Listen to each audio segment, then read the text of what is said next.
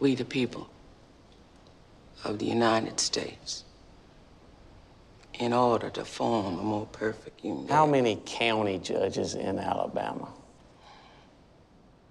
67.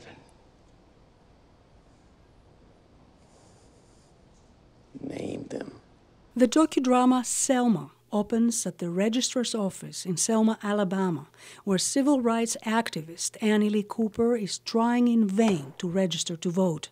From that moment on, the film takes the audience on a roller coaster ride through the events that led up to the Selma marches in March 1965. You march those people into rural Alabama, unprotected, it's gonna be open season. And propose new legislation. Selma, by filmmaker Ava DuVernay, also interprets a complex relationship between American President Lyndon Johnson and the leader of the civil rights movement, Dr. Martin Luther King Jr. We must stand up. We must make a massive demonstration of our moral certainty.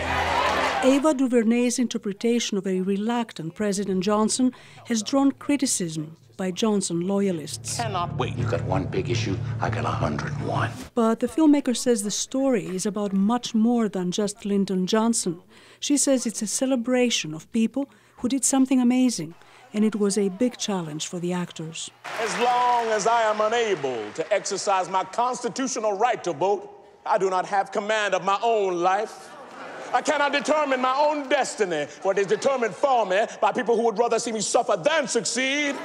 David Oyelowo interprets Dr. Martin Luther King Jr. You can't play an icon, you can't play a historical figure, you can play a man, and that I know how to do. I'm a father of 4 myself, I'm a Christian myself. You know, these were the things I shared with Dr. King that I held on to, and then I felt I had to open myself up to that and hope that the spirit that flowed through him flows through me for the purpose of the film, and I felt that doing this movie. Both David Oyelowo and Selma filmmaker Ava DuVernay have received acclaim and may be headed to the Oscars. In that case, Ava DuVernay would be the first ever African-American female movie director to receive such an honor. To be on that bridge and to actually stand where the real people stood, where the real people bled, where the real people cried, where the real people marched and laughed together and held hands like that, you know, is in the DNA of the place. One of the real people was John Lewis, then a young student played by Stephen James. Today, Congressman Lewis remembers and relates that time to the present. Today, I think the young people and those not so young can learn from this film. They will learn not to give up, not to become bitter, never to hate, but to continue the struggle, because the struggle to redeem the soul of America is an ongoing struggle.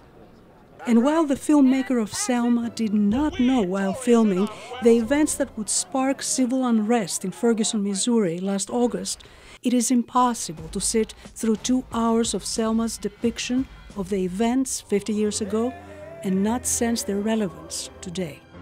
Penelope Poulou, VOA News, Washington.